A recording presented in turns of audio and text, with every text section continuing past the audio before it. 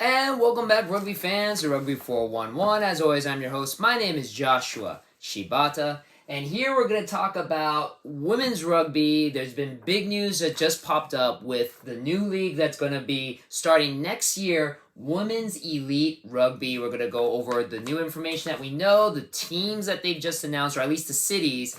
But before all that, I want to give a great shout out and congratulations to women's Rugby Sevens team, our Eagles, our girls. They are the bronze medalist winners of the 2024 Summer Olympics in Paris, France. Congratulations, girls. An amazing game, a stunning, nail-biting game finish to beat Australia to win the bronze medal. It is an amazing finish, and congratulations to Canada as well, finishing silver, losing to the Black Ferns, who were gold medal champions in the 2020 Tokyo Olympics.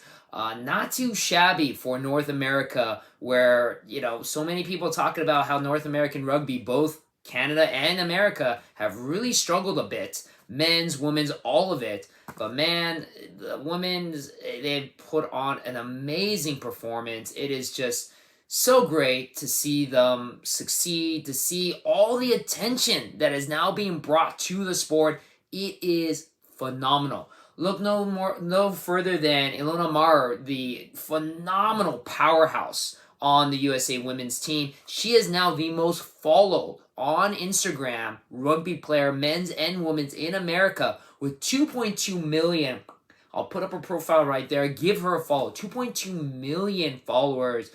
She is phenomenal. She is a great athlete, a great human being, always willing to give interviews, always willing to push out the product to let people know that, yes, there is rugby in the United States, not just women, men's, just rugby in general in the United States. And with this win, because of course winning solves everything, it has really opened the eyes of so many people, especially considering this is on a global level. I've seen the tweets, I've seen the follows. So many people are now going, what is this rugby?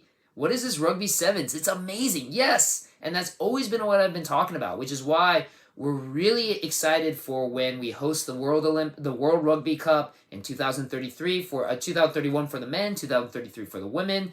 We're going to host the Olympics next in 2028 in LA. All of that is going to give more attention to rugby and more fans. All you need to do is just, I don't want to make a drug analogy, but all you need is just a little bit and you are going to get hooked. And that is exactly what everyone's been doing. And I've always been saying that in the past. Watching the LA Guillotines, watching Rugby Football Club LA, people don't necessarily really care for rugby at first when they hear it.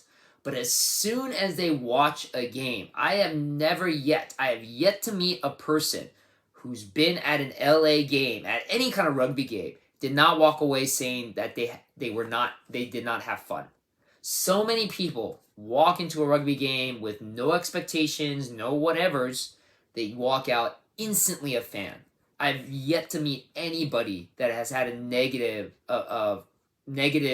reaction to watching a rugby game, sevens or otherwise, or 15s. Sevens is exactly how I got into the game because it's a little bit easier to get into it. But from there, I got into 15s, and you guys can tell, I'm a huge rugby fan.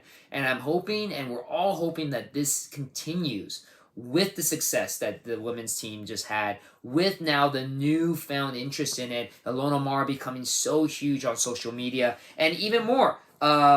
Just announced by USA Rugby, entrepreneur Michelle Gong from Kiniska Sports International has just donated $4 million to USA Rugby in developing and funding women's rugby here in the United States. That is huge. For those who don't know, Kiniska is the first global female-owned multi-club organization. They support women's soccer teams right now because Michelle Gong is a owner of the Washington Spirit, the Olympic Leones Femina, and the London City Lionesses. But she is now donating money to propel. She's interested in supporting all sports for women, any kind of sport, and now she's just been donating $4 million to USA Rugby for women's rugby here in America to support the growth, support the education, support the funding.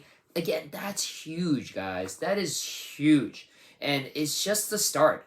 I feel, again, with us hosting the Olympics in 2028, with us with the World Cups 2031 and 2033, this, if especially again, if USA becomes successful, because winning, you gotta win too, it will open up so many more eyes onto the product and get more and more fans interested. And I guarantee you, especially with the way that the women's team won, you're going to have a bunch of little girls and boys too watching the Olympics and going, hey, I want to do that. I want to play rugby. And that's all that it takes. Look no further than soccer here in the United States. Without soccer growing with the World Cup, without soccer with the women's soccer teams being so successful in the Olympics, soccer would not be as big as it is today here in the United States. We are following the same path, and it is so awesome to see it grow. So, enough of that. But I'm just, again, congratulations to USA Women's.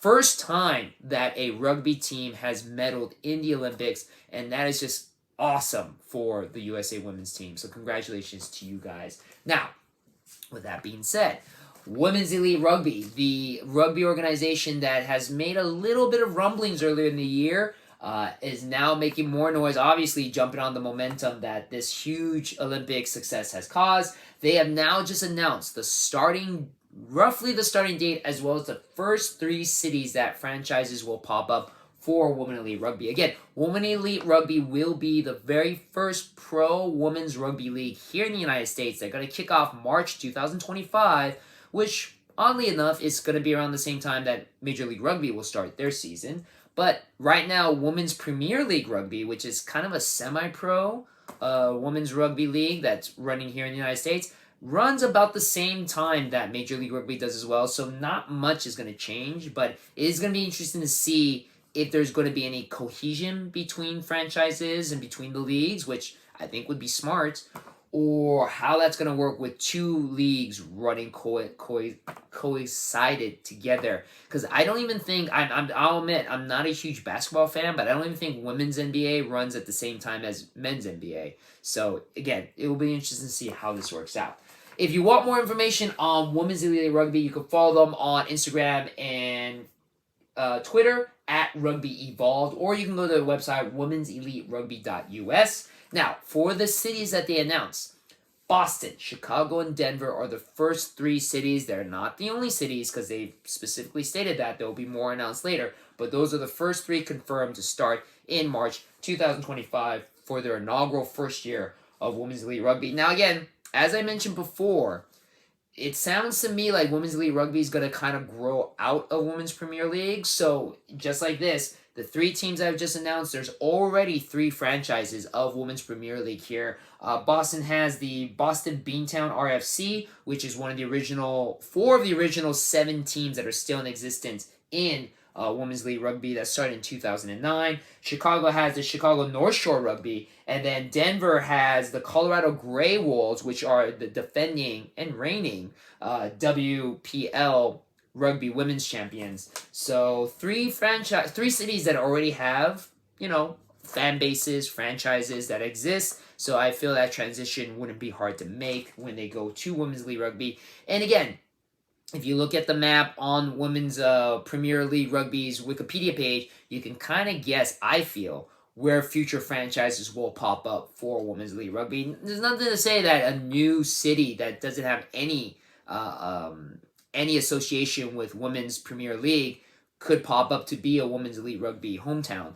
But I feel they'll probably stay close to places where there's already a fan base for women's rugby. But again, I know there's been fans on my YouTube channel that have been wondering what's going on women's elite rugby. Well, there's the news, and again, very apropos because of the great success that we recently had here in the USA Women's Rugby Sevens competition. So yeah, it's really great. And again, I'm just excited because a rising tide raises all ships. Does not matter to me that it's women's, not men's. Does not matter to me that it's sevens, not 15s. It all works together. And I'm just happy because it's just going to raise the recognition of rugby to something that I've been remarking and harking on this channel from day one.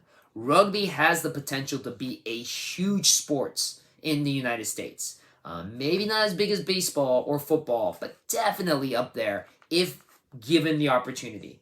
And I feel this is just the start. So again, I'm really excited about Women's Elite Rugby, really excited with the success of Sevens. I'm just really excited for it all. So, and of course, I'm excited that you guys are watching my video. Thank you very much for watching it. Leave your comments below. Let me know if you're excited about this Women's Elite Rugby League and what cities you want to see Women's Elite Rugby pop up. I, of course, being a little selfish, would love it if there's a women's team in LA. There's currently 2 teams in Northern California. Wouldn't mind seeing them drop down to Southern California, but we'll see what happens. So, anyways, thank you very much for watching my video, and as always, I'll see you guys on the pitch.